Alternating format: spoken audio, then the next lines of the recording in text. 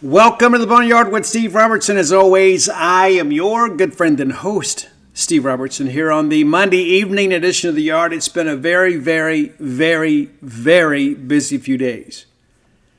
I'm actually really looking forward to recording this show. I feel like I've done nothing but talk to people and write and return texts and call people and send texts and things like that. And none of that has to do with Christmas. But out here grinding for you guys, trying to get you some information, man. The message board's been hopping. The content's been rolling out over at genespage.com. And let me make my little pitch here. Again, if you're looking for a last-minute gift idea, if you or your family or your friends want to really know what's going on with Mississippi State, look no further than genespage.com. You can still get our special. It's going to run through just after New Year's at 50% off the annual subscription price. And that's a gift that gives you all year long, right? All year long. And, you may buy somebody something they wear once or twice, but you get them a Jeans Page subscription, the Mississippi State affiliate for 247 Sports. And it's something they can check in on every day. They can be part of that on the message boards, or they can just read our content. What's interesting, too, the numbers on that are pretty crazy, too. There's most of our people just read the content. They rarely post on the message boards. It's true. It's true. It's been that way for a long time. But, we've been rolling it out, man. I don't know what everybody else does. We work for a living. And so we've already got, I think, 9 stories today, the Monday before Christmas. And we're going to continue to work. Now, I'm going to give most of the crew off the next couple of days. But you know me. I can't leave it alone. So we'll still have some content. Just maybe not quite as much Christmas Eve and Christmas Day. But we'll have some content for you. You know, sometimes you're going to be looking around looking for something to read. You're going to know the latest updates in the portal. We're going to update you on everything that's happened over the weekend. Remind you, too, it's been a busy week for Dana down at True Rest Float Spa of Starkville. People starting to panic a little bit. I've been warning you, Christmas is sneaking up on you. If you need a unique gift idea, True Rest Float Spa of Starkville. Dial 662-268-7601. You can go by, or you can just call 662-268-7601, and, we can get it to you. Very unique gift idea. If you got friends that have, chronic pain or social anxiety, or somebody just needs a break, which is me a lot of times, floating could be for you. So it's a good thing, right? And, of course, got books everywhere. I'll be tomorrow, if you're in Starkville, I'll be downtown from 10 until 3. At Book Martin Cafe, signing books. I just can't stand the thought of any Bulldog out there that I can get to that needs a signed copy of The Dude or any of my 7 books, but they don't have it. Like, I missed him when he was here a couple days ago. No, I'm there again tomorrow. We got a change of plans, so I'm going to go down there and spend some time with them. And then I'll come home and I'll pump up some content for you. Yeah. Listen, our kids are coming in for New Year's, so we're going to celebrate then. I have a lot of people that say, Steve, you need to take some time and slow down a little bit, spend time with your family. Well, I'm going to. It just won't be this week, But we'll enjoy being together. I mean, that's the best thing about the holidays, right? I mean, it's just kind of being together and maybe seeing some people you don't see very often. And as you guys know, I got a new grandson on the way in June, and so I'll get a chance to be with my grandgirls. The last Christmas that we'll have with just the 2 of them. Right? I mean, you never know where life's going to take you, but it kind of marks the occasion, right? So we're excited about that. I know you guys are too. The current plan, too, is to come back tomorrow evening. I'll record Wednesday's show tomorrow evening. That's the plan anyway. You never know what the wife's got cooked up. But so you guys that will be traveling, on Wednesday, you'll have your show. You're not going to be without that. I know many of you would say, Steve, it'd be okay if you missed a show. We're fine. It's what I do, man. It would bother me the rest of the week. So you'll get 3 shows this week. And listen, I hope that you guys have a great holiday season. It makes no difference to me what you celebrate. I just hope that you're celebrating family and taking some time to yourself and, getting some much-needed downtime. So there we go. Let's thank our friends at Bulldog Burger Company, longtime sponsors of this show. I love Bulldog Burger Company. I know you do too. Because you know what to expect when you go in there. There are a lot of places out there that are kind of giving you less and asking you to pay more. I respect the Bulldog Burger Company is not one of those. Integrity in pricing, incredible service, great selection. There's something for everybody in the family. You go some places and you got to kind of compromise. You don't have to, Bulldog Burger Company. There are so many great options to choose from. There's something for everybody, and everybody needs to have those spring rolls. I have seen you and some of your families too, and you're not getting enough spring rolls. I'm just saying it. I'm being your friend. I'm just going to tell you before somebody else does. Have more spring rolls. They will make you and everybody around you better looking. It's a true story, part of our beauty care regimen here in Starkville. 3 great locations to serve you: University Drive in Stark Vegas, Gloucester Street there in Tupelo, Lake Harbor Drive in the Ridge and Flowwood area. So if you're in town or on the way to town, there is a location that can accommodate you. Put your feet under their table. Let them take care of everything. Have a great restaurant quality hamburger. Have the BLT salad. I like it grilled. You may like it fried. It's completely up to you. I'm not judging, right? But the reality of all of this is that you need somewhere to go eat, whether it be a night out with friends, a business luncheon, or whatever, and Bulldog Burger Company can accommodate you. Bulldog Burger Company, the place where people go to meet, M-E-A-T. All right, let's get you caught up to date here, okay? A few things we're going to go about here. The first thing we'll do is, okay, let's start with our new commitments, okay? Now, we picked up a signee yesterday and 3 portal commitments. And so it's interesting to me how this thing kind of plays out, right? And, so we were chasing Cody Gray, the big tight end from Elon. We were talking about how great that would be, even if he's not a skilled pass catcher. And he ends up going to NC State. Stays close to home. Hey, I get it. I understand a lot of these guys that go in the portal, they're trying to get closer to home or stay closer to home. You never know. Maybe they got a relationship they're serious about. Because when I was 20 years old, I had already met the love of my life, and I would have moved to Alaska to stay with her. Right? That's what mattered to me. So you never know what's going on in young people's lives. But I was intrigued, like many of you. I was like, man, to have an extra tackle, basically, to have a true attached tight end that could also catch some passes was intriguing to me. Because we haven't had that. I love Seydu. I do. But he's not the biggest dude.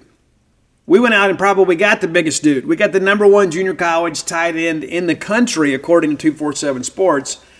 Amika Aloy out of Kahoma Community College. I'm familiar with that neck of the woods, as many of you are as well. 6'9", 250 pounds. And I'll tell you this, these are the things that you can't get from interviews. As well-spoken a young man as I have ever talked to. This kind of guy, you want him to come to media. You do. You want him to come to media because he's a good talker. A lot of these young people at times don't really have the wherewithal to kind of handle the interview process. As I look at this commitment list, I got some videos I got to plug in too. So we'll do that when we get done. But Amika, great guy. And he was the guy that got offered back after the spring evaluation period. And we kind of had to hold him at bay for a little while. He's been wanting to be a Bulldog for a long time. And now he gets a chance. With Cody picking NC State, all of a sudden, okay, we still have this need. And to go get a guy that's 6'9", 250, a former high school wide receiver at a McIntosh High School there in Peach City, Georgia. And he also has a basketball background. He was recruited as a D1 basketball prospect and a D1 football prospect, but had to take the junior college route. And now here he is. What I love about that, number one, this is a guy that understands the nuances of the throw game. This is a guy that understands how to stretch the field, how to use his body, got an incredible catch radius. I mean, just throw it up there and let him go get it. You talk about a walk-in mismatch. I mean, how many linebackers do you know that are skilled at defending a guy that is 6'9"? He's going to be 6 to 7 inches taller than just about every linebacker he faces. Oh, you're going to put a safety on that guy? Give me a break. It's tough. Not to mention the fact that he's a basketball guy, so he could be a real weapon in the red zone. This is a guy that knows how to elevate. You got a lot of bigger guys out there that don't have that basketball background that really struggle with that aspect of football. I love the take because I think it's so intriguing, but also, too, this is a young man that really wants to be here. This is a young man that has a very unique skill set. Guy that was also recruited by Alabama in this process. They didn't offer him, but they were intrigued by him. And, I think, hey, with all that we're having to do right now, if I can go out there and get a guy with that raw athleticism and he wants to be here, I got to make that call. So I'm excited about it, and I'm trying to get all of his offers. They were all G5s other than us. And so we are taking a little bit of a risk there. But if I'm going to take a risk, give me a risk that got at 6'9", 250. Give me that guy, right? It's not like I'm taking a guy that maybe he was a jumbo X. It's going to have to learn the nuances of playing the tight end position. He's had some snaps doing that. And if you look at the video of him out there, it's freakish. I mean, it really is. It's freakish. And you talk about a guy that can be an eraser for a mistake, and you got a quarterback under duress. And how many times did you see it last year where the ball's just a little bit off target? Give me that guy with that expansive catch radius. I love it. I do. I love the take, and he is so interesting to me. So incredibly interesting to me. All right, let's get a little deeper into this thing. Now, if you kept up at all at genespage.com over the weekend, Kobe Keenum took the visit to Mississippi State, and then he went to Ole Miss. And, of course, some of our fans that tend to skew more negatively than others, like, oh, well, he'll never come back. Now, to be fair, Ole Miss was very high on Kobe Keenum out of high school. And he spent some time on the campus, and there was some talk about that. I remember talking to some people kind of closer to the situation, like, he's a country kid, but I kind of get the sense he'd love to be a preppy. There were times in my life I wanted to be a preppy too, because I wanted to date girls that were attracted to preps. But the reality of it is, there's some girls that I grew up with that I was very attracted to that they were chasing the guys in the Levi's 501 blues with the Dexters and no socks, and they wore polo and chewed, Red Man gum, whatever it was. Anyway, they chewed that cinnamon gum, whatever it is. I was chasing the girls in the smoking section. So we had a different alignment. But I understand at some point you meet some cute girl and you think, maybe I need to transform who I am. It's the reason I quit playing rock stuff and started playing dance stuff. Because the girls I wanted to date, Dr. Evil quotes, were a little bit different. And so Kobe Keenum visits State, visits Ole Miss. We survived the visit to Ole Miss, and now he's a Bulldog. And I texted with him a little bit after his Ole Miss visit, and he was a little stressed. And he goes, I just don't want to talk about any of this stuff right now. I'm kind of sitting down with my family, going over my options, and I'm going to make a decision soon. Well, he picks Mississippi State. And this is a guy that probably should have been at Mississippi State all along. If you remember, there was a lot of discussion about him flipping down the stretch from Kentucky to Mississippi State. He kept showing up at our games. He kept hanging out with Mason Miller on the sidelines in pregame. It felt right. Well, Cody Kennedy got a lot of connections that neck of the woods over in Alabama, so it made sense. So we finally get him, and he's a guy who's got multiple years of eligibility left for whatever that matters these days. So that was good. It's like, hey, Steve, a couple commitments today. Things are good. Well, then I get tipped off that Malik CA out of Texas A&M. Now, he visited us, one of the first visitors that we brought in. He is a 6'6", 245 guy, another guy with a very freakish wingspan. We don't have anybody that looks like him. Now, I've seen some of our self-loathing segment of the fan base get out there and kind of pan his stats. Listen, I understand some of that too. I want guys that are productive, but let's be honest. If he was uber productive at Texas A&M, he wouldn't be available to us in the portal. Let's just kind of call it for what it is. We can tell the truth on the Boneyard. But CA is a body type that we've never had. He has been a reserve at A&M, and let's be honest about it, A&M has had one of the better defensive lines in the country the last couple of years. So there's no shame in being a two-deeper at A&M. It's not like being, playing in front of a depleted defensive line like we had this year. But CA was a guy that was highly, highly recruited out of high school. Guys, he was a 95.9, nearly a 96, almost a 5-star with some services. Now, was he a bit overrated out of high school? Probably. I mean, the college production or lack of it would kind of lend itself to thinking, maybe he was a bit overvalued out of high school because of his length and his size. Maybe he hadn't learned the technique that he needs to be successful. But when I see this kid getting off the bus, I began to think about, what we've played with in recent years at defensive end. Not a lot of guys that could bend. Not a lot of guys that could get hands up in passing lanes. We had kind of some short-bodied and short-limbed guys out there. And so, yes, he is a piece. Do I think that he is a difference maker? Is he a guy that's going to come in here and just take over the defensive front and create some pass rush on his own? I don't believe that. But I think that he is a piece for us. And I like the take, and I can tell you, he's a guy who was super excited too about coming to Mississippi State. Wanted to stay in the Southeastern Conference, took multiple visits. I think the final three were SMU, Syracuse, and Mississippi State. And he really wanted to stay in the SEC, and State gives him that opportunity and a chance to get more playing time. Our final commitment of the day, at least publicly, Carson Lee, offensive lineman from Eastern Michigan, committed during his visit, and we wait and talk to guys after their visits. And so spoke with him today at the Atlanta airport. His dad, his mom, his brother came. And the story that I want to tell you about Carson Lee, and he was surprised that I knew this, and he was glad that we talked about it. He even texted me later and said, hey, thanks for mentioning my brother. So Carson Lee flies home to Colorado from Michigan to watch his brother play in the state championship game. Misses the awards banquet at Eastern Michigan to do so.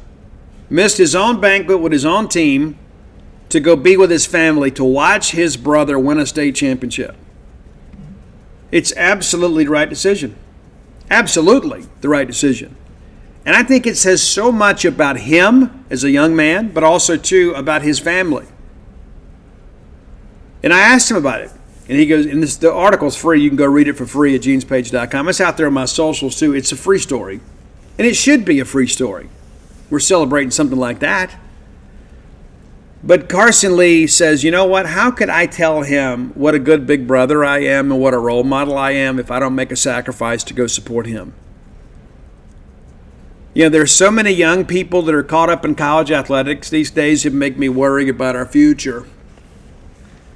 Not to be the get off my lawn guy, but there are some people out there I just think, you know what, man, this is not good. And then you talk to a kid like Carson Lee, and your hope is kind of restored a little bit. Hey, this is a young man that gets it. That's an important aspect of this, getting people that understand that there is a bigger thing. One of my biggest concerns about the portal thing, and I thought about this extensively, and I've shared some of this on the show. When you're going to have guys out here making $40,000 and $50,000 a month, yes, 40 and 50 and sometimes more a month, more than many of you make in a year, there is going to be a standard of living that is created that is not possible to be maintained unless these guys turn pro. It's just not possible. And I thought about that, right? Like, I remember the first new car that I bought. I bought a 95 Toyota Camry, black. Loved that car. Loved it. Kept it until I had to trade it in. And then I traded it in and, bought another vehicle. And I was grateful to have had the trade in. But when I think about this, let's say you're out here, you're buying, I don't know, maybe you go buy a Range Rover.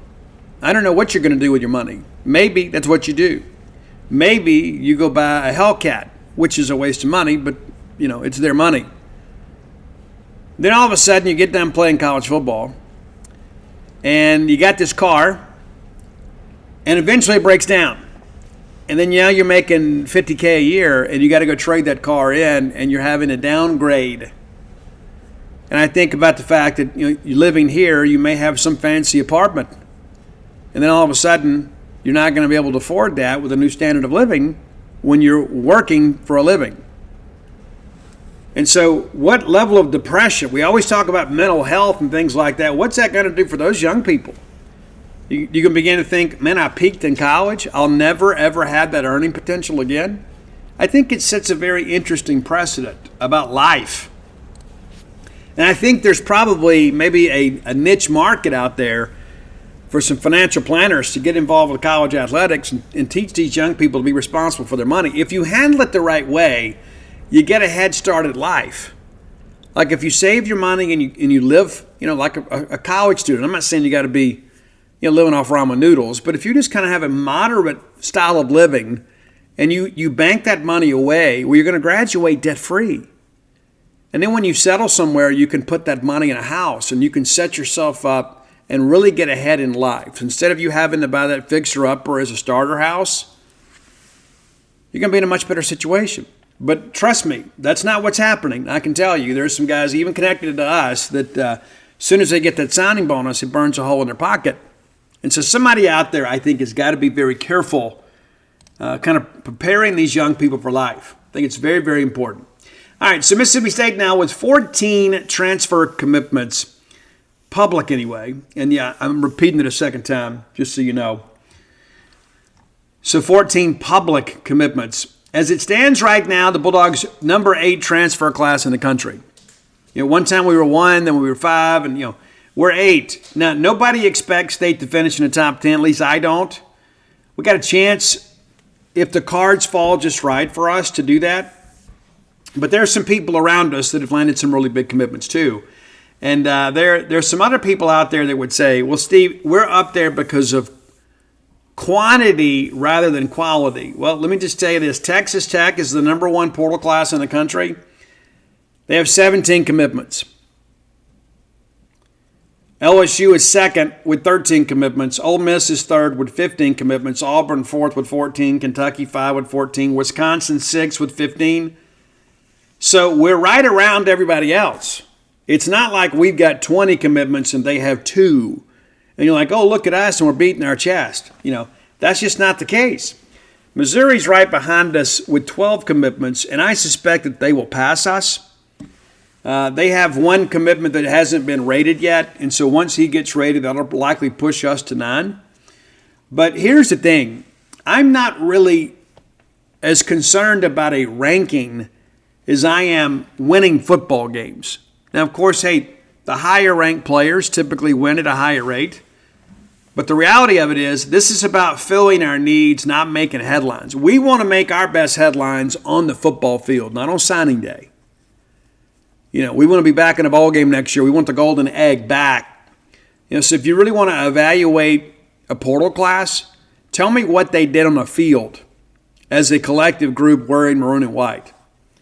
Do I feel that we're on our way to meeting our needs? Yes, I do. And there are a few more names that I want to discuss with you. Names that I think are ones to watch. You guys, if you've kept up with it, and I shared with you guys after we did Crovenhawk's Crystal Ball. Listen, guys, I take my crystal ball very seriously. I didn't always, but I do. I thought, you know what, hey, I owe it to you guys to give a good effort. And sometimes things move so fast that I don't have time to go put the crystal ball pick in. And I think that's BS anyway. Like, you don't do it the day of, right?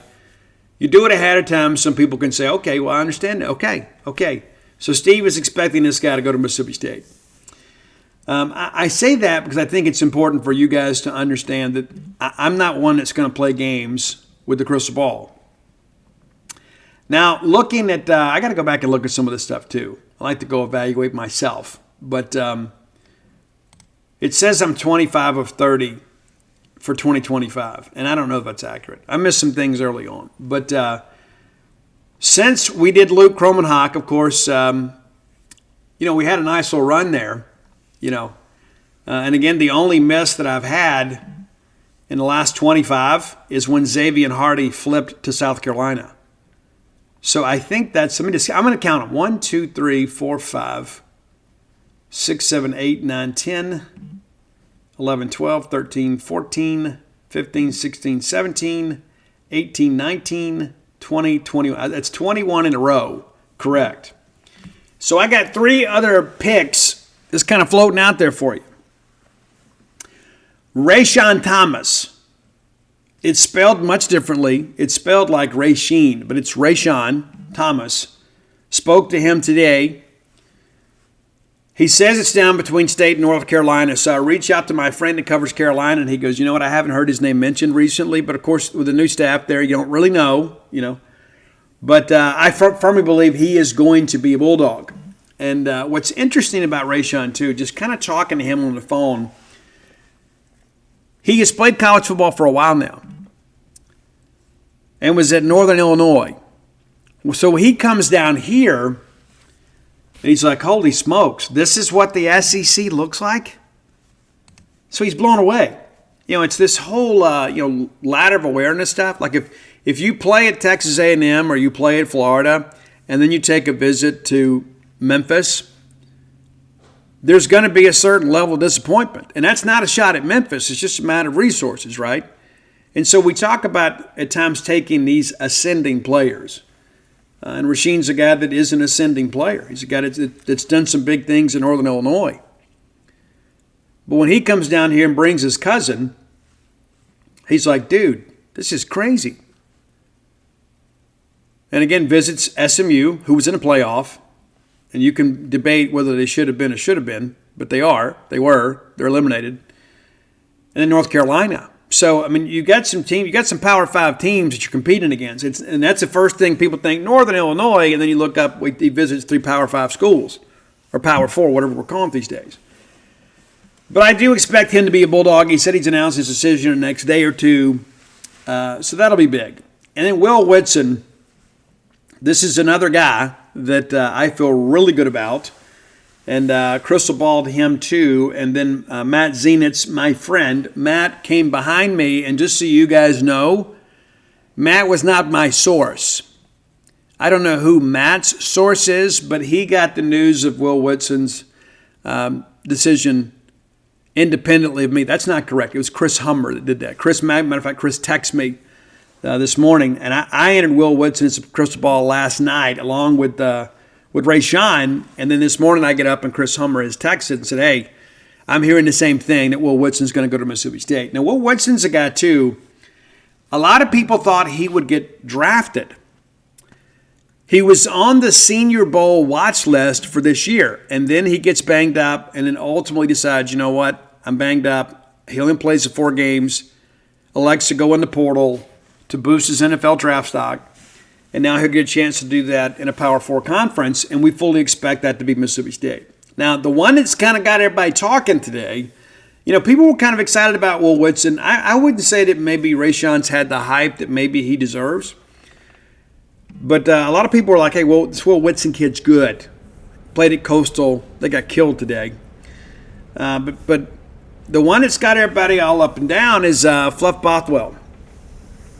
And from the very beginning of the year, I don't remember who did it. Very beginning of the year, South Alabama played a big game and Fluff had a huge game. And somebody came on our message board and said, man, if this kid goes in the portal, we got to go get him. And we said, well, if he goes in the portal, being a guy from Alabama, maybe he ends up at Alabama or Auburn. Now, we fully expect him to be a Mississippi State Bulldog. And again, just like Kobe Keenum, he takes the visit to Mississippi State and then leaves and goes to Ole Miss, and people are like, you know what, here we go again. Guys, I don't know if you have noticed, but Mississippi State has won multiple battles with Ole Miss in the portal this year, and multiple battles in high school this year, and junior college ranks. Maybe you hadn't done the math because all you do is listen to the social commentary. But if you go look, the majority of our junior college guys also had offers from Ole Miss. And matter of fact, Ole Miss, the first school to offer Tony Mitchell. And he comes to Mississippi State. So you can go back and run the numbers yourself. But State winning some recruiting battles against Ole Miss. And I know some of you will always see that as the barometer for us.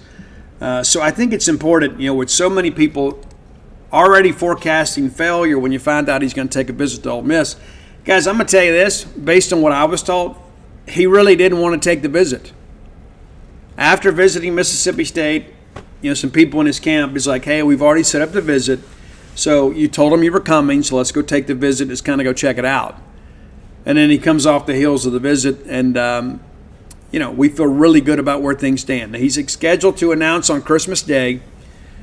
And at the end of the day, that would kind of make some Christmases. KJ Wright committed on Christmas Day years ago, too. Maybe you've forgotten. We've also had some others that were supposed to commit and then didn't, So it's all funny how it works out. But you're just going to have to trust me on this one. I feel extremely confident in this one. And we knew State needed to go get a running back. We were wanting it would be Wayman Jordan. And I think basically if you're Wayman Jordan, you may have overplayed your hand, at least with Mississippi State. I think if Wayman Jordan had committed, then you don't take Fluff. And both of those guys are there within about 24 hours of each other. Wayman Jordan is like, I want to continue to take visits. He goes to North Carolina, and now he wants to wait and go to USC in January. There's no way you can run the risk of waiting on him. I wanted Fluff a little. I'm good either way. But Fluff is a guy that's already played a year of D1 football. So the learning curve to move up to the SEC is not going to be nearly as steep as a guy that's coming in from JUCO. And we've all talked about that all year long. I mean, like, it's one thing if it's a D1 bounce back, right? Because those guys already know how to work. And I think that's the situation with Fluff. This is a guy that's already done it and competed at a high level. And now we expect him to be a Bulldog. So that's your update. And when we come back after the top 10 list, we'll talk about a few other things, about including some Bulldogs that are headed elsewhere. And kind of what we think about that. And then we've got a pretty important basketball win that we want to talk about too. One of the better wins that we've had in recent years. I think that's the thing too when I think about this win over Memphis. Because of the respect that I have for Memphis basketball, the fact that we went in there and beat them in their backyard says a lot about our team and our coaching staff. So again, we'll talk about that a little bit later in the show. But I don't remember too many wins in the non-conference in recent years that have really fired up our fans like that one. That one has really galvanized the fan base. Of course, we had some big wins in conference play last year. But to get that marquee road non-conference win, and look what it did to us in the net, right? It's just nuts. And now the national media is like, hey, let's talk about how good Mississippi State is. Super, super cool. All right, Sam. For today's top 10 list, if I can get that out, brought to you as always by closewithblair.com. That's CLOSE with Blair, BLAIR. Blair is my friend, your friend, our collective friend in the mortgage industry. They don't tell you that when you're a kid, but you're going to need a great mortgage loan officer. You need to have a resource that can help you get a good deal and get you in a home that's affordable, within your means. Blair is a young man that I am very close to and think a lot of. 24 years of experience in the mortgage industry. Nobody stays in any industry 20 plus years by accident. This guy knows what he's doing. So whether you're looking for your first home, your next home, or your retirement home, look to Blair at 601-500-2344. 601-500-2344. I don't know your needs. Maybe life has thrown you a curveball. Maybe you've had a life reset, a relationship reset. Maybe you're having to get closer to family. I mean, I don't know. But the whole process can be made a lot easier by dealing with Blair Chandler at closewithblair.com. Let him do some of the heavy lifting for you and take some of that stress off your plate. Nobody's going to do a better job than him. 24 years of experience, back-to-back-to-back years, top 1% close ratio. Recently made the move to Priority One Mortgage. All settled in, but the same level of service goes with him. That's Blair Chandler at closewithblair.com. Okay. I stumbled upon an old favorite recently, and I sent it to the bride, and I'm like, hey, remember how good this song was? And it still holds up, too. I love it. I love it. And it's actually going to be your number one song today, but I got to thinking about Steve Perry of Journey, one of the best rock vocalists and really vocalists of any genre of my lifetime. Not many people have the smooth stylings of Steve Perry. You know those great years with Journey. He also had that great solo album, Street Talk, and then The Love of Strange Medicine. Some great, great, great music has been sung by the great Steve Perry. And so I got to thinking, got a little deeper dive into this thing. Steve also had some duets and some solo projects, and that maybe we haven't celebrated enough. And so I thought, hey, let's do that today. So here we are. Steve Perry duets and guest spots. Now, what kind of got me thinking about this is on the season album 3, it's a holiday season, Steve Perry released a duet with his dad. His dad's been dead a long time, right? Well, he found a recording of his dad singing a Bobby Darin song called Call Me Irresponsible at karaoke. And somebody had recorded it, they took it, they remastered it, they made it a usable product, and then Steve sings over the top of it. It is a very haunting and chilling rendition of a song that many people don't know. But how incredible is that? That modern technology. In Natalie Cole and Nat King Cole, you had that, with Unforgettable several years back. So this is kind of in that same vein, and I dig it. I dig it a lot. It's not what I normally listen to, but due to, I guess, maybe the nostalgia aspect of it, I really dig it. Okay, number 9. It's a track called Can't Let You Go by Jeff Golub, Golub, Jeff Golub. And Steve sings lead on this.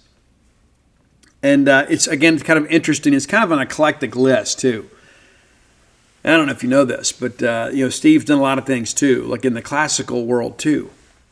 Maybe you knew that, maybe you didn't. But if you go back and do a little research yourself, The Quest for Camelot, remember that movie? It was released in the late 90s, redone here, 20 years ago. Steve sang on a couple of those tracks, too. They just didn't make our list.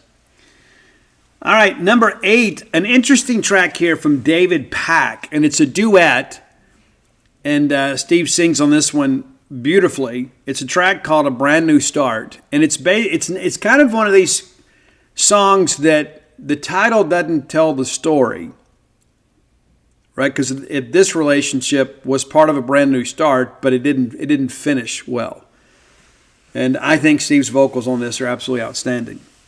All right, number 7, a track, I think this young lady is making her top 10 debut. I know she was on a duet with Prince that maybe we featured one time. But Steve sang backup vocals on a great track called Still in Love from Sheena Easton. Sheena Easton was if memory serves me correct, she was a Canadian import. And she showed up out of nowhere. Next thing you know, she is everywhere. Super, super cool. And I got involved with Prince for a while, and then her music kind of changed a little bit. People were like, hey, this is this little teeny bopper girl. Now all of a sudden she's singing these kind of risque songs. But I don't judge. All right, number 6, a song that I'd never heard before, and I like it a lot. It's Tommy Takeoki. He is more of a Polynesian type singer. A beautiful song, and Steve actually sings a duet on 2 songs on this album. A great track called An Angel Above Me. And what's interesting about that, too, just found out that my 7th grade science teacher died at 88. I just posted about that on Facebook. I've never done a book signing in my hometown that Miss Dot Fortenberry didn't attend. And even though she ordered books online, like she would pre-order the books to get them first, she would come to every book signing to hug my neck and kiss me on the cheek and tell me hello and find out how my family is. And she would stay and visit. And one day, one of the ladies that was working at the book signing said, Miss Dot, do you need anything? She goes, no, I'm staying right here with Steve because I never know which of my former students may come in, and I want to visit with them too. I mean, she was a wonderful person. And there's a part of me, too, that I feel like, I need as many cheerleaders in heaven as I can get, and I feel like I've gained one with Miss Dot's passing, and wish the best to her and her family. All right, number 5, a track that maybe you've never heard from a band that you're not familiar with, but Steve actually sang lead on a couple tracks on their album. It's a band called Guff, Guff, and the track and he kills it, it's I Can See It in Your Eyes. Great, great song. I think you'll dig that one a lot. Number 4, sometimes when I travel, I listen to the blues, and one of my favorite blues performer of this generation is Robert Cray. The Strong Persuader album, phenomenal. I can listen to it from start to finish. Absolutely. Smoking Gun's amazing. Love that track. Well, Steve actually sang along with Robert Cray on a track called Promises You Can't Keep. And again, it's about love. Somebody's in love with somebody else that claims to love them back, but tends to constantly get in trouble, or disappoint them and breaks their heart. That's what the song is about. All right, number 3. I don't know if you guys remember that Sammy Hagar used to have a great solo career prior to his time with Van Halen and 5150 and all that good stuff. Maybe you've known, maybe you didn't. But Sammy Hagar did have some cool things in his life. Y'all know I Can't Drive 55. But before the VOA album and before Three Lock Box, there was an album in 1980 called Danger Zone. Steve Perry sings backup on 3 of these tracks, and the one that I think is probably the one that you guys will dig the most is a track called Run for Your Life, and Steve's voice is very much present in the background. You know, it's not one of these that it's credited as background singing and you can't pick him out. You can pick him out in this one. And he and Sammy, I think, did a really good job. All right, number 2, one of the greatest Journey songs of all time, and we kind of broke our own rules here.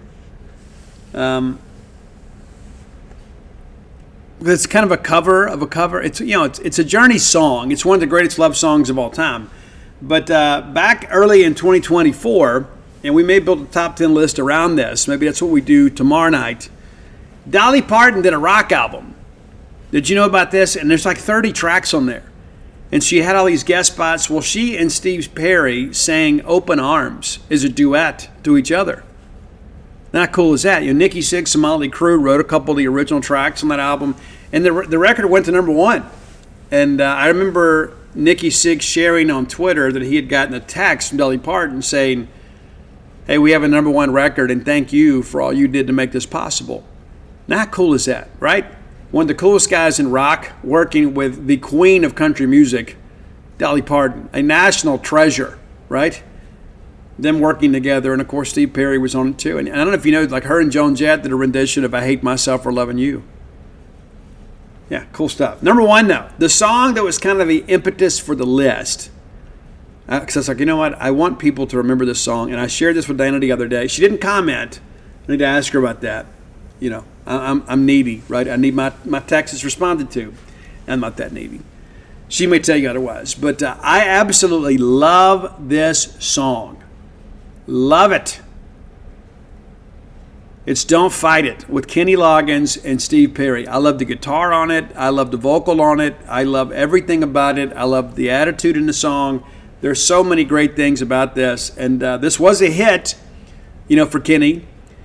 And, of course, Steve Perry was beginning to kind of rise in stardom himself. And Kenny, before, I can't remember the name of the album. But before all of that kind of became a thing for Kenny, long before, I'm looking this up while we talk. But long before you guys knew Kenny from Danger Zone and Footloose and all that, he was really kind of more of he was almost more like Bread. There's a lot of acoustic stuff, but the album was High Adventure. High Adventure was the album that Don't Fight It's on. But I absolutely love the song. I think you guys will too. It's probably one that's, back in the recesses of your mind. You hadn't heard it for a long time. But, Kenny, man, again, had built a great anthology. And then all of a sudden, Kenny decides that he's going to play a little more rock. And you got to love that. You do. I go back and I think about, people forget this. Like, he wrote What a Fool Believes. Did you know that? Michael McDonald made so famous. It's a Kenny Loggins song. And of course, Caddyshack and all that kind of stuff. I'm All Right. It's a great track from Kenny Loggins too. But be sure and check that out. I think that you'll enjoy that one. And Kenny Loggins, we've done a top 10 for him. I don't know that Kenny Loggins is properly celebrated by this generation. And I don't know why either, to be quite honest with you. Maybe your parents failed you. Kenny Loggins is the real deal, man. Remember Loggins and Messina? All you guys know Poison, right? Oh, you didn't know it was a Kenny Loggins song? Your mama don't dance and your daddy don't rock and roll? That's Kenny Loggins, baby. That's right. All hail the king. If you have ideas for the top 10 list, reach out and let us know. Best way to do that is to hit up Roy on Twitter at Dogmatic67. And you can find our great list on Spotify under that same handle, Dogmatic67. And follow me on all forms of social media at Scout Steve R. If you're not following me on Twitter or X, what are you doing with your life? How do you ever keep up, right? If there's news to know, we're going to have it. So be sure and follow me and check me out there. And you can follow me on Facebook, too, under that same handle. Just click follow. I can't take any more friends, so don't hit friend request. Just hit the follow button. All right, time for next segment of the show, brought to you by Campus Bookmart, a Starkvillian institution. I love Campus Bookmart. You do too, because they have all the latest and greatest Mississippi State merch available to you. Super cool, right? Right here in Starkville. They know what true maroon looks like. You're not going to go order a shirt and get a crimson shirt. You're going to get maroon, because Kathy Brown is a bulldog, and she is the buyer at Campus Bookmart. So you got Mississippi State people buying and ordering and stocking Mississippi State merchandise that you're going to love. As I've shared many times too, best selection of diploma frames in the city too. So when you get a Mississippi State graduate, buy a gift that they will keep on their walls. And it kind of, every time they look at it, they'll think of you. Right? Not that we're all narcissists, but it's nice to be remembered for doing something nice for somebody else. They're going to be open tomorrow too, so go by and check them out. And you'll be glad you did. And then when you don't get what you want for Christmas, you don't get that quarter zip you're looking for, you don't get that hoodie, you can go buy Campus Bookmart and you can buy it yourself. You deserve to have a great Christmas, even if you have to pay for it. And you can order online at campusbookmart.net. And by doing so, we'll give you a phrase that pays. That is BSR. That's your promo code. It stands for Beautiful Steve Robertson. That gets you free shipping on all orders over $75. Any order less than $75, absolutely incomplete. Let's talk about this exciting basketball team. And we've got two teams that are playing well. And all due respect to the women, they're outstanding right now. But the win over Memphis was huge. We talked about that preview in the game. Is like, and I expected to win, but I was like, going on the road is never easy. And to go to a top 25 team and to do them the way that we did them was a very loud victory. If we had gone up there and just won the game, people would say, hey, that was really good. Guys, we dominated this game from start to finish. Incredible. And, get back from, I'm all over the place. I get back and watch it back on demand. I cannot even begin to imagine how amazing that atmosphere must have been. The maroon and white chant as the team leaves the floor. Are you kidding me? You guys were incredible. All you Bulldog fans that turned out and made that environment what it was, you deserve a lot of credit. Chris Jan said as much on Twitter. You guys we hear you, and you guys made a difference. Incredible, man. It's like I go back and I think about, what's the last big non-conference win we've had like this? And I kind of struggle with that, to be honest with you. We went up last year, and we beat Arizona State up in Chicago. But we know Memphis, right? We know Penny Hardaway. We've recruited against them. We understand kind of what we're up against and kind of what they're about. But, for us to go in there and just really kind of pull their pants down in front of everybody. Guys, this game was tied at 5. And then, that's it. That's it. And then State just kind of took control and just choked them out. Riley Kugel with a huge game, hits a big three to make it 16-5. And the next thing you know, man, it's 21-6. And it just felt like, hey, we just have their number today, and we did. And what a great, great result for Mississippi State men's basketball. If you were not excited about Mississippi State men's basketball before, you should be now. Because, again, this is a statement victory. An absolute statement win. And then Penny Hardaway goes out in postgame and says Mississippi State is as good or better than any team we have played this year. We broke down the schedule. The quality of teams they've played against. And so if you wanted to start thinking about, it's non-conference, Steve, I don't really get excited about men's basketball till we get into SEC play. Get excited. Only one more non-conference game left. That comes a week from tonight against Bethune-Cookman. But let's real quickly break it down here. Josh Hubbard, 13 points, 3 of 8 from beyond the arc. Turned it over 5 times, only 1 assist. So not a great day, ball handling. And the fact that we could win a game this convincingly without Josh having like a career game says a lot about the quality, the depth on this team. Cam Matthews, honest to goodness, has there been a guy that exemplifies the Mississippi State story better than Cam Matthews? Remember, when he came in, he couldn't score. He did all the glue stuff. Like he would set the screens, he would get the big offensive rebounds. He'd be a putback guy for us. But you couldn't run any offense through him. And now you're out there and you look at him, he's like a completely different person. 12 points, hands out 6 assists, and man, State's ball movement in the post was ridiculous. Ridiculous. How many times did we take it out there in the post and then make the extra pass for a wide open jam? And it just felt like there was nothing Memphis could do to stop us. Big night for Cam. RJ Melendez, again, kind of a glue guy, just a guy that's out there doing all the little stuff again. I love what he's doing. Gets on the floor. This kid plays hard, man. 16 points, 7 points for him. Got in a little bit of foul trouble, I guess. But, again, just kind of doing all the little stuff that doesn't fill the box score. Claudio Harris, just 6 points for him. Michael Nwoko didn't score.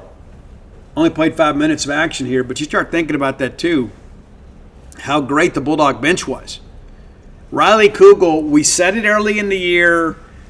Early on, it was kind of like Cam and Josh carrying us a little bit. Harris would have a big game, but Kugel wasn't doing a whole lot. And we knew that it was in him, and we knew at some point he would have kind of that statement game. Well, there you go. He goes into the FedEx Forum and drops 19 on them in 26 minutes. And it seemed like every basket he had was big. Whether you're looking to maintain possession or, kind of kill their momentum, it just felt like Kugel was our answer. Incredible. Kesan Murphy. What can we say about Kesan that we hadn't said already this year? He is born again hard, man. Remember, he went and got in the portal last year. They talked him out of it. 13 points, 9 rebounds to lead us. He tied with Cam Matthews with 9 boards. 34 minutes. And that's the thing I think about, too, is like, when we have to deal with a team that's going to run a lot of half-court sets and run some low-post stuff, we're gonna have issues. We are. But on the other end of it, too, Kesan Murphy's going to make those big guys have to run the floor because we will get out and move. And the fact, too, that Keyshawn's a guy that can beat him off the dribble a little bit, it makes a difference. We got to make him play our game. But Kesan, what an incredible contribution he's made to this team this year. And Shawn Jones, another unheralded hero on this team. It just seems like Shawn's another guy, too, another defensive stopper that gets out there and does things. And 5 rebounds and 9 points. Man, if you're going to get that stat line from Shawn, you're going to win a lot of games. You truly are. And, State played some younger guys late. And how rewarding is that for us to kind of empty the bench on the road? And I saw all the great tweets. My favorite one, I can't remember which one of you sent it out. They tweeted out the score and just said, "Trick whooped." And if you don't know that reference, that's from Hustle and Flow, the movie with Terrence Howard. Phenomenal, in the words of Ben Howland. Great, great, great film. So be sure and check that out. Of course, our good friend Ludacris also in there. I can't remember his name, though. Something black. I can't remember. But anyway, great movie. I love it. But we knew P.J. Haggerty was going to go off. He did. We knew Tyrese Hunter could make some plays for him, too. 3-point shooter. He's 4 and 9. But, again, you start looking at the bench points. 15 for them, 41 for us. 38 points in the paint for the Bulldogs, 18 for Memphis. They had 23 points off turnovers, and that's a concern. We edge them out there 25. But, guys, the game was tied twice. The lead changed one time. That's it. Mississippi State dominates this game from start to finish. And I think it's really, again, kind of that, like for those casual fans that they're a bit fair weathered. I'm not being critical, but you guys see it too, right? Especially you guys that men's basketball is your favorite sport. You complain about it too, right? It's like, man, why are we not packing out the arena when we've got such a great team? And there's a lot of people that kind of have a wait-and-see attitude. And I think there's some people that are always just kind of waiting for an excuse. And I thought Penny made some good comments about that too. It's like, hey, when we lose, you're not going to come back. And then we went 10 in a row, and now you're back until we lose again. You need fans to be there through the tough times and the good times. That's indicative of us too. There's so many times that we'll have a big SEC game and we'll be 60% full. We need our fans to be there to make a difference. And as great as the SEC is this year, we're going to have to hold court. I mean, here's the thing, too. If we end up being top half of the league this year, you're probably good enough to get to the Sweet 16.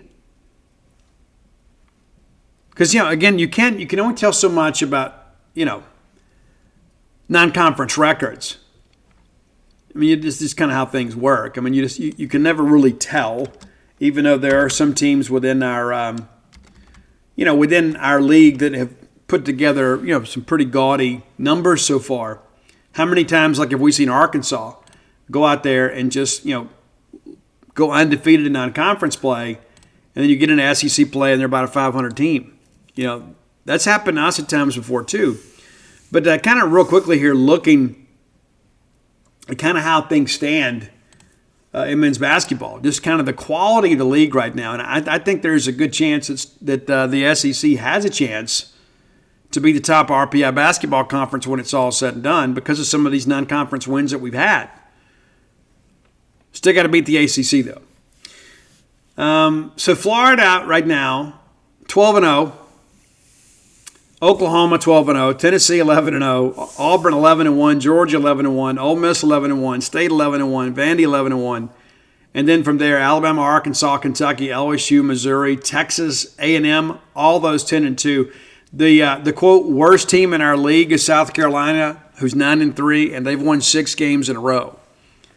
Yeah, so again, not sure what we can surmise from that at this point.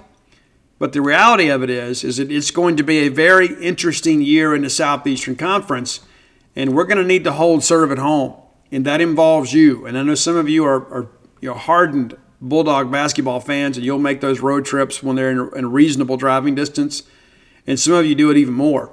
But it's important to understand that there's a partnership here, right? A lot of people get so hung up on, well, these guys are getting paid now.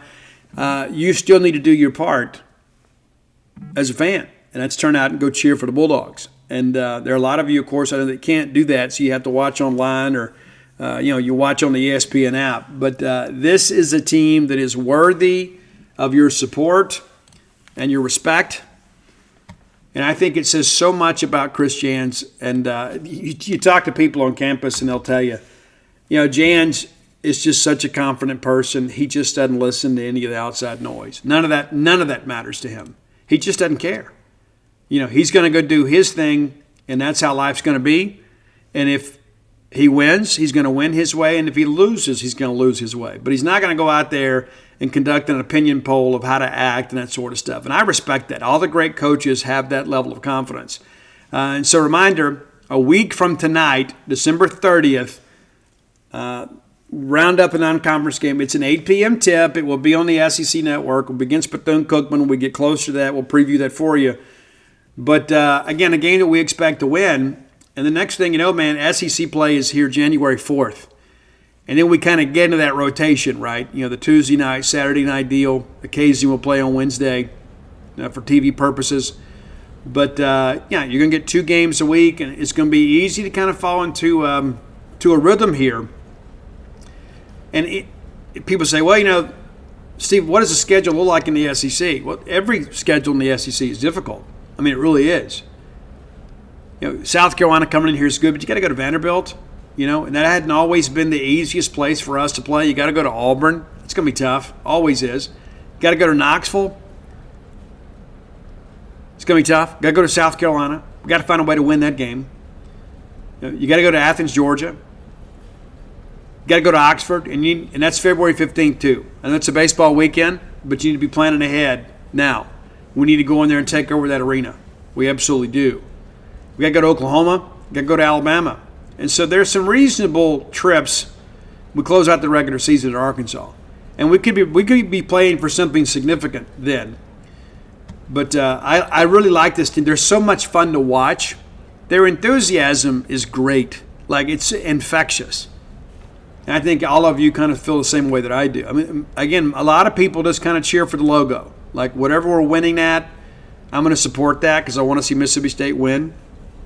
But it's been a long time since we've had a basketball team that we just really felt like we're capable of going out and winning at any point against anybody. You're going to be in every game. And I think that's the thing with Chris Jans that has built such trust within the fan base is we know he's going to have a game plan that is a victorious game plan. It's just going to be a matter of, hey, can we execute? I go back and I think about maybe this is the first time since maybe 2019 we felt this way. And we got upset in the first round by Liberty. But that's the Reggie Perry, Quindary team. We felt like we could match up with anybody. And Tennessee gave us some trouble that year. But by and large, we felt like every time that we took the floor, we had a chance to win. This is what that feels like to me.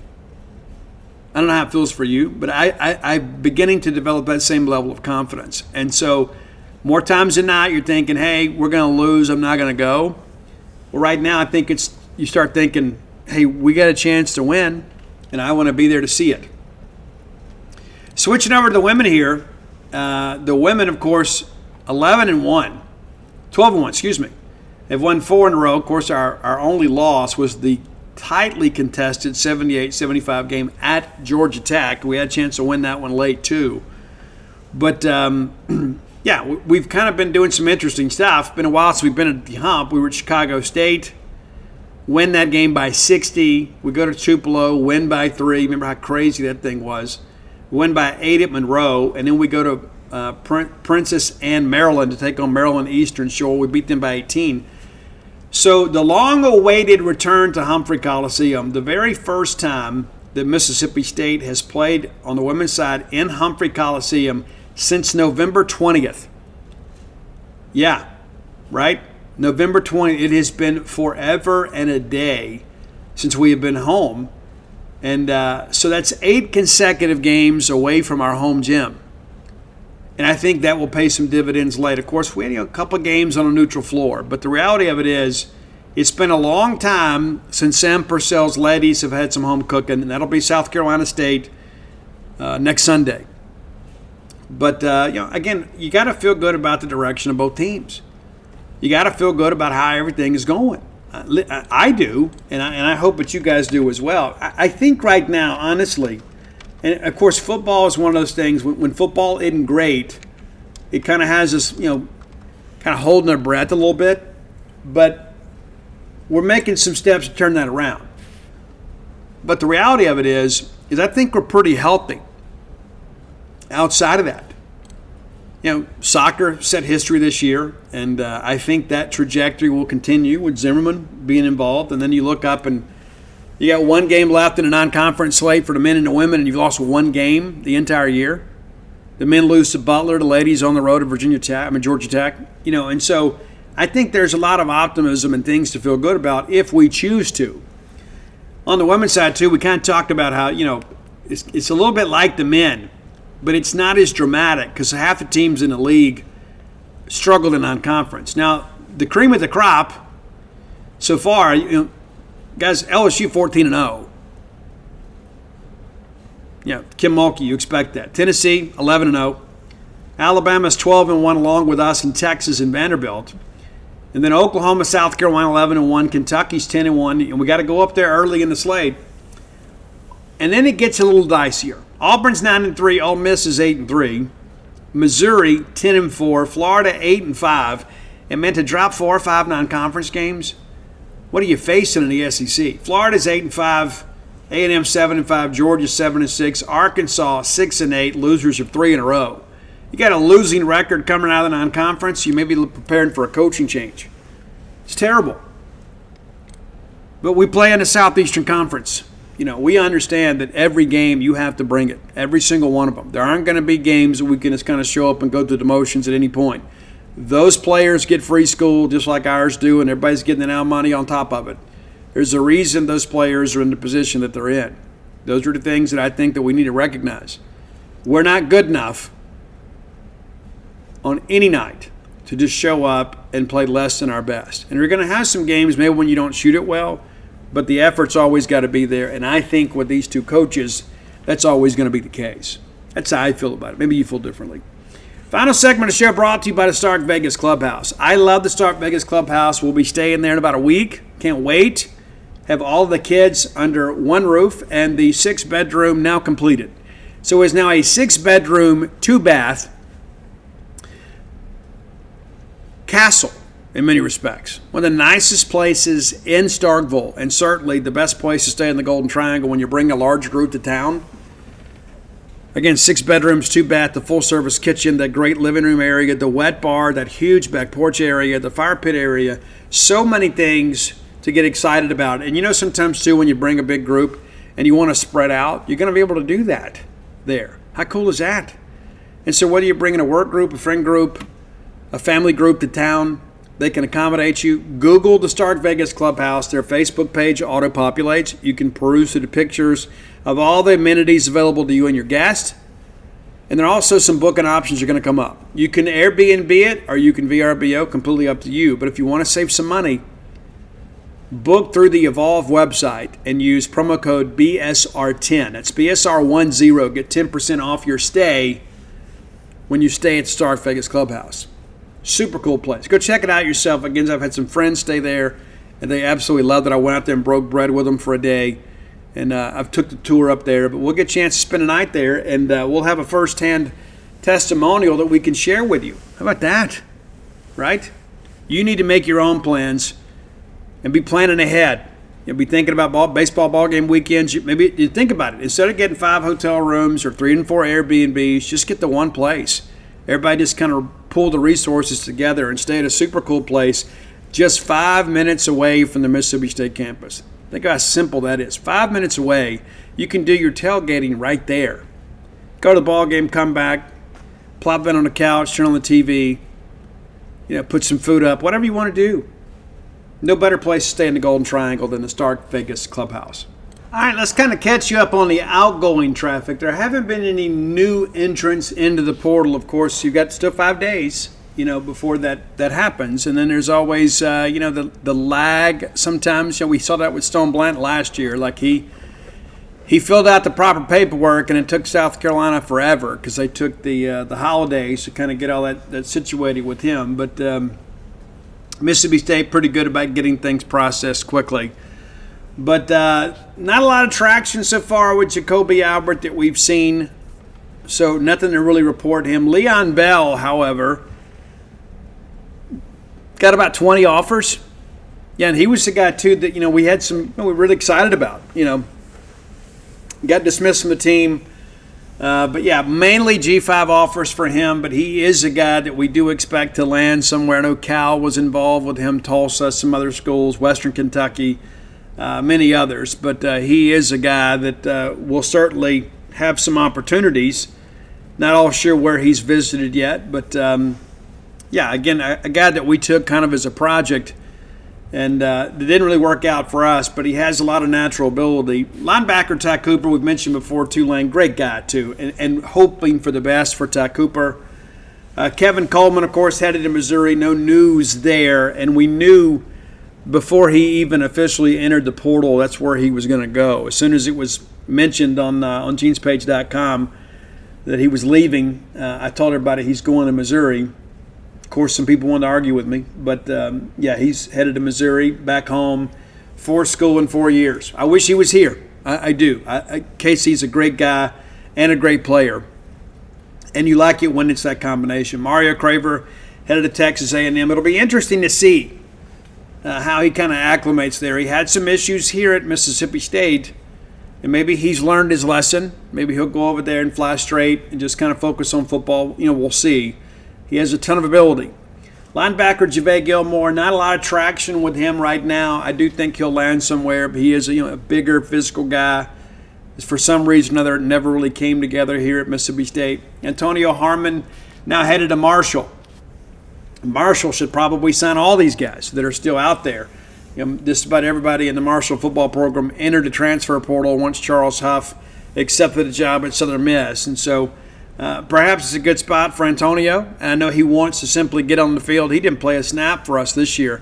Played extensively for us last year as a tight end in the Kevin Barbay offense, but nothing really happened this year. You recall there were some people that thought he was one of the top prospects in the state that year. Foot speed was always a little bit of a concern. I like him as a flex tight end, and if he'll embrace that, I think that he is a guy that can make some plays, and certainly the G5 level. Again, another great guy. I wish him the best. News, too, kind of a surprise to some people. J.J. Harrell headed to Arkansas State to play for Butch Jones. And I'm a JJ fan. I wish he would stay. I really do. I think if JJ would have been a little more patient with the process, he was a little bit banged up in the spring, and kind of got some word back then that he was unhappy. And then you get into the season, and there are 4 freshmen that play ahead of him, and he was the guy that kind of helped keep the team together. I'm not going to sit here and second guess that, but I probably would have found a way to get him some snaps. I do think he has some ability. But, but you go out there and you see Stonka Burnside play, and you see Mario Craver playing, and Sam Frisco McGee playing, and even Ricky Johnson playing, and then you're not playing. You got to think, well, maybe this staff isn't for me. I do think if he had been patient, things would have been okay. But headed to Arkansas State, and as one of our astute posters pointed out, kind of gives him the opportunity to go in there and turn some numbers, and maybe in a year or two then re-enter the portal and maybe land with a bigger program and perhaps a bigger payday than he's going to get there. But I do wish JJ the best. He is a great young man. Wish him the absolute greatest of success moving forward. Linebacker Tobias Hinton signed with Alcorn State. No real surprise there, too. And he's a guy, again, with no college snaps under his belt. And he's a little bit undersized as a linebacker. Wasn't going to get a ton of action or traction. I think he probably could have held out and gotten a little better opportunity than he's getting with Alcorn State. But I think that's just a guy that's like, I got to get on the field somewhere. I want to be able to play. I put in all this work, and I haven't had to pay off for it yet. So commend him on his decision. Wish him the best. Radar Jones, not really much traction there. You remember, Radar was the quarterback on that Horn Lake team that won the state championship and picked LSU over Ole Miss late. Went to LSU, didn't play, got in some academic trouble, had to come up here and sit out the spring, and the next thing you know, he's eligible and ready to go. But never really made a contribution at Mississippi State. Safety Christopher Keys, no real traction there yet either. He is a guy, too, that can play multiple safety spots. I'm sure he will land somewhere. I don't think it'll be in the Power 4. Linebacker John Lewis, a guy that looks like $1 million, but not a lot on tape. And this is a guy that saw his production and his snap count diminish this year. And I don't think that was just a change in scheme. This is a guy you took to SEC Media Days, and then he barely gets on the field. You remember he was famously quoted as saying it's going to be difficult to score on us. Well, it wasn't. I don't think that's got anything to do with his lack of playing time. I just think that he's a guy that just didn't have a true position in his scheme. Defensive tackle Gabe Moore headed to Nebraska. Wish him the best. Very talented guy. Loved him out of high school at Louisville and really thought he had a chance to play here. And again, missed the year with a non-football related ailment.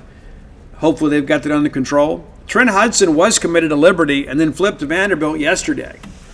So he'll be back in the Southeastern Conference, and that'll be interesting. You don't see a lot of that, right? You don't see a lot of guys sign an FAA and then flip. And maybe a situation where Trent wanted to make sure he had something, and Liberty's got some incredible facilities. If you've been by there, you'll know that.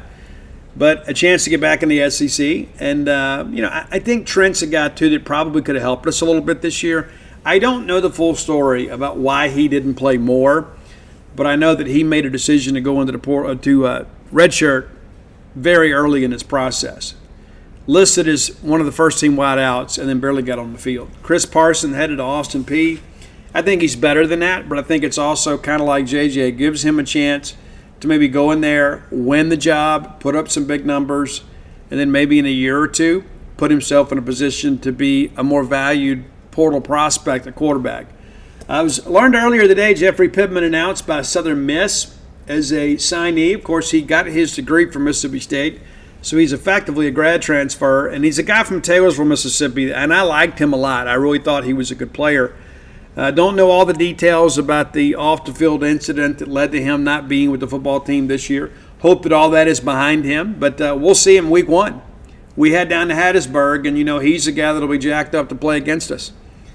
Bryce Pollock, of course, Texas Tech. Darcel McBath is there. No real surprise there. McKellum Pounders headed to Louisville, and Kamari Rogers to Jackson State. And I don't see the Kamari situation the same way that I do Chris or JJ, because Kamari's got a little more mileage on him. And, of course, with those 2 ACL injuries, I think mainly with Kamari, you just want to go play football. Sometimes it's that simple. You just want to go play. You want an opportunity to go play. And there's a lot of these guys that are not going to get a big NIL deal. And I think Kamari is a guy, too, that feels like I can get on the field, maybe show what I can do. Maybe it turns into something more. Haven't heard much on Marcus Ross, Amari Smith, or Eric Taylor. Marcus is a guy that we signed late last year, and I thought at the very least he would be a good reserve linebacker and a special teams guy for us. And we just didn't see much happen with him. And he was a guy that really wanted to play.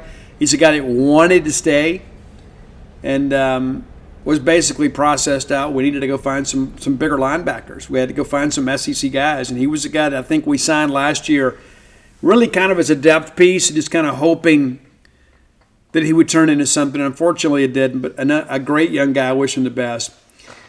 Michael Van Buren, that's well documented, headed to LSU, and of course Greg Whittemore headed to Utah. So, only a handful of players now still left to make their decision. I think it's 10 of the 26 that are still waiting. Of course, Rayfield Lawton's a walk-on tight end that's in the mix there too. But over half of the outgoing players have made their decision. And I want to go over a couple things with you guys too, just to kind of keep you abreast. Now, the portal again will close officially on the 28th. That's the last day to enter. It's not the last day to decide. And every year we go through this, and there's always people that don't seem to understand that.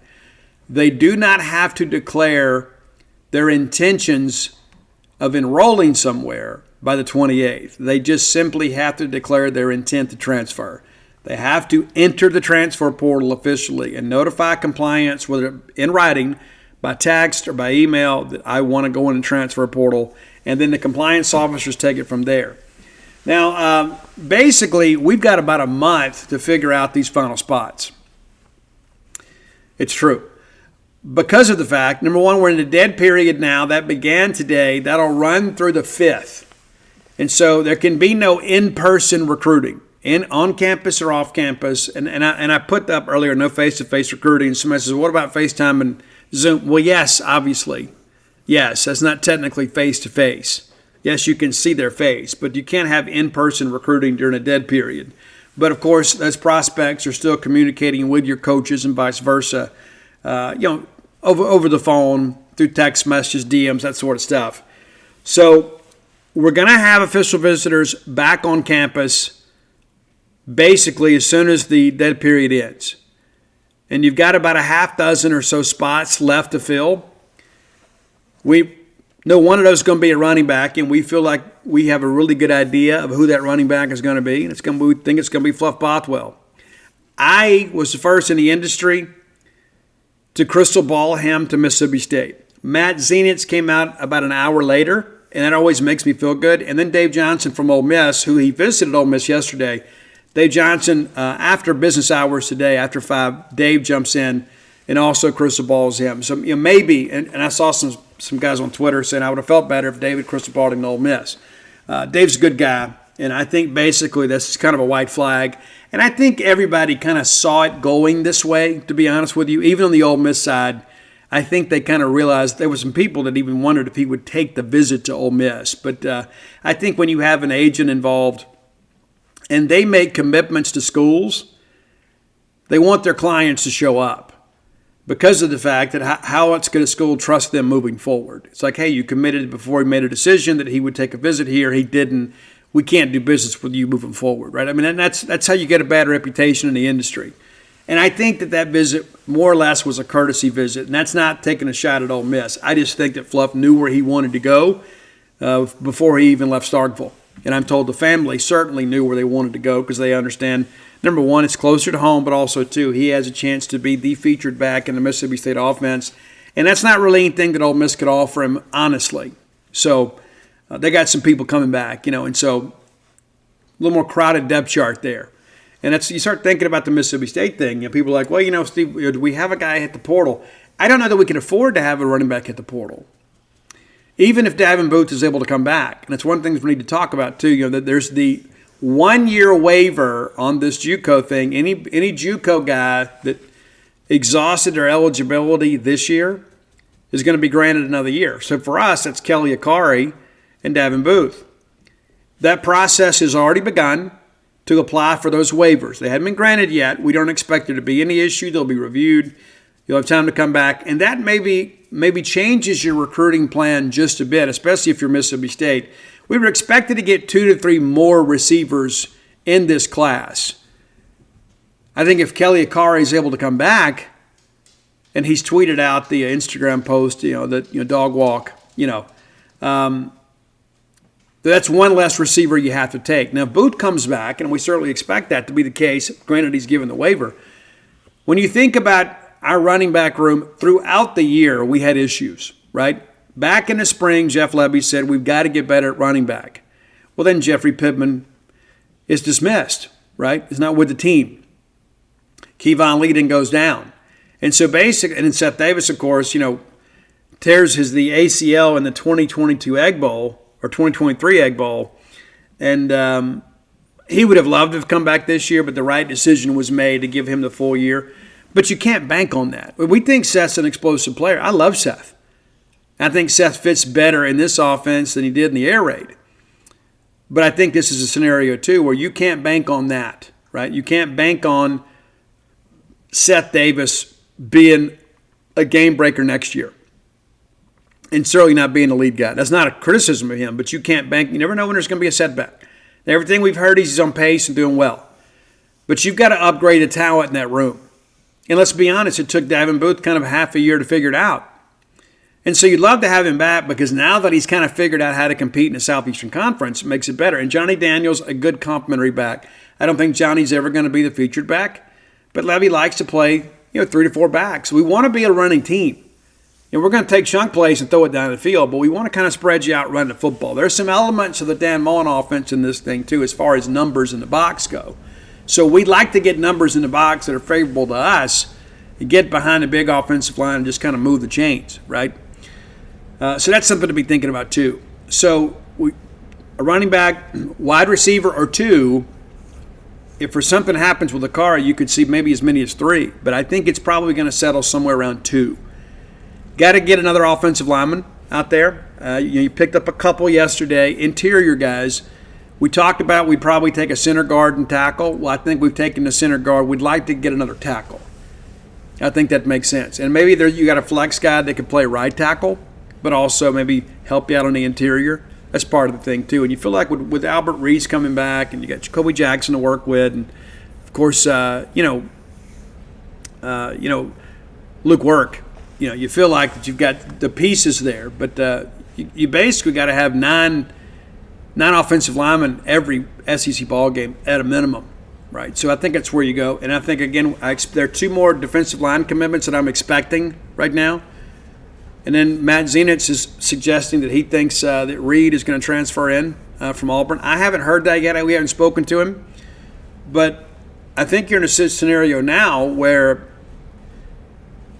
you feel like you got to get 2 more.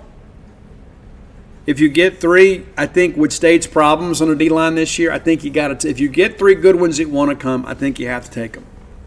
I think that's the case. I think you have to take those 3 if they want to come. And those 3 being, Will Woodson, Rashawn Thomas, and Reed. I think you have to take them if they want to come.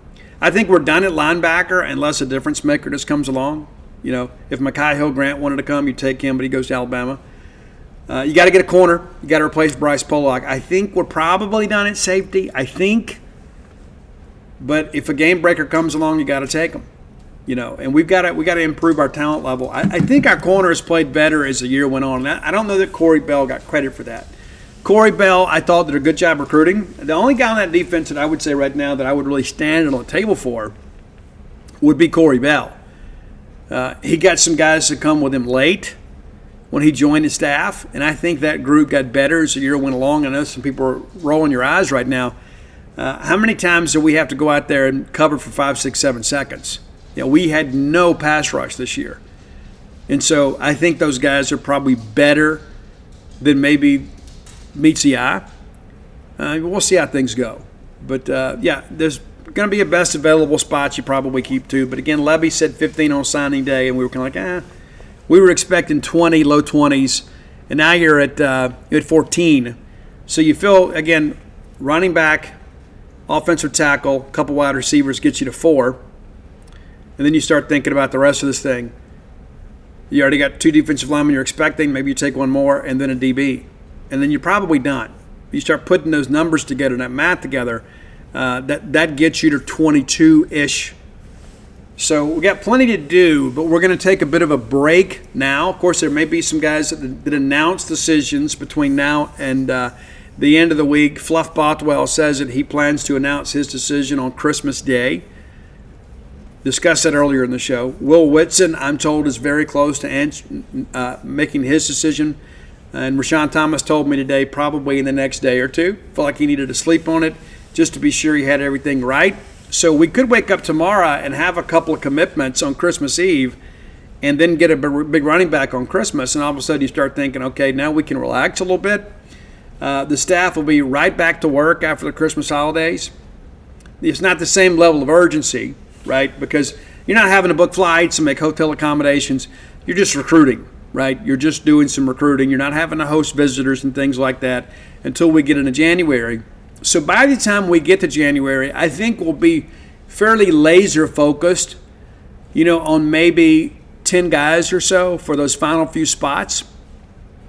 And then you bring those guys in, because if you're going to sign 20, you got to bring like 40 in or 45 in to visit, right? You got to recruit almost double what you expect to sign to get those guys, because you may hit a cold spell, right? And I think this staff has done a good job, and I think you look at it, and it's pretty clear that Mark Vodler and the staff had a plan. They knew who they wanted to target early. I mean, we almost forget the fact that Jerron Manning joined the class basically as soon as the portal opened. And that's a guy that I don't think people are talking about enough. He kind of gets buried in the discussion. He played at a G5 school. He's a JUCO product, and so we don't know what to expect. That guy lit up that conference. And so I think, again, I like where we are. We're not done yet. And I think once we get Fluff in the boat, I think people will feel even better. And Josh Moten is a guy out there at corner that another highly rated guy, one of the best conference USA corners, or Sunbelt, I guess they're now. But nevertheless, we're on some good dudes. We just got to finish. And Dwight Lewis, I interviewed him again today. We had a visit story with him yesterday, but he sent out a tweet kind of detailing his journey. And I had to reach out. I said, we need to amplify his message. This is a guy that was very lightly recruited out of high school, took an NAIA opportunity, put together a great 23 season. Some people thought he should go in the portal. He elected to stay and play with his friends. Now he's married, got a kid on the way. It's like, hey, I want to go make sure I can do it and play at the D1 level. Because let's be honest, they're not drafting a kid out of the NAIA. Not going to happen. It's a guy that set the school record for interceptions at Marion. And so he'll have an opportunity to come in, do some good things, whether it be here or somewhere else. He tells me he's got a Final Three of Arizona, Wisconsin, and Mississippi State. But if you had a chance to read that story, and it's a free story, you should go check it out. It's a guy that I'm going to root for no matter where he goes. I'd love for him to be a Bulldog, but the reality of that is not everybody can be, and not everybody wants to be. But we're in a good place, and we've got about a month to finish this thing up. We have done a great thing out of the gate. We have done a really good job the first 2 weeks of the portal. It's crazy to think about it. It feels like it's been open forever. It's been open 2 weeks today. Now we have the dead period. And just about everybody we've offered in that first wave has committed, except for a handful of guys, and we're expected to get about half of them.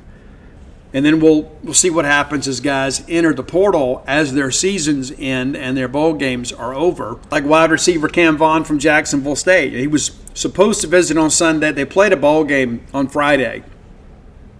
And then got back on Saturday and just couldn't pull it together in time. We'll host him shortly after the dead period ends. But again, we're on some dudes. And many of you were like, hey, Steve, we got to get Power 5 players. I mean, Steve, I love these early commitments like Jerron Manning, but he's from Old Dominion. Steve, Javon Williams is from Kennesaw State. I mean, come on now. Steve, help us out here, right? And now all of a sudden you look up and you got 14 commitments, and over half of them are from Power 5 programs. So my hope is that you're satisfied with that. The staff is being thorough, working the G5 ranks to get ascending players and maybe getting some guys that have been underutilized in the Power 5. So, again, like where we are, but some room to move. I'll be back tomorrow night because I love you. And I know many of you will be traveling, and I'll need something to do anyway, right, here on Christmas Eve. Probably the first Christmas Eve I can remember being by myself for the most part. That's not true. I guess 2022 when I was so miserable and you guys were tired of me whining. I got in the car and drove to New Mexico, so Dan and I wouldn't be alone for Christmas. But listen, if you don't listen to tomorrow night's show or Wednesday morning show before Christmas, let me tell you this. I love each and every one of you. And I want you and your families to have a great Christmas, no matter what holiday you celebrate. It doesn't make any difference to me. I don't think, listen, I could be wrong, but I celebrate Christmas, right? But I respect your beliefs and your traditions. I just want you guys to have some great family time. And one of the greatest gifts that you can give somebody is forgiveness. So if you're at odds with somebody, maybe reach out on Christmas, let them know you're thinking about them, and maybe begin to repair some relationships. But until next time, let's all live our lives in a way we make more friends than enemies, and people can see a difference in the way we live.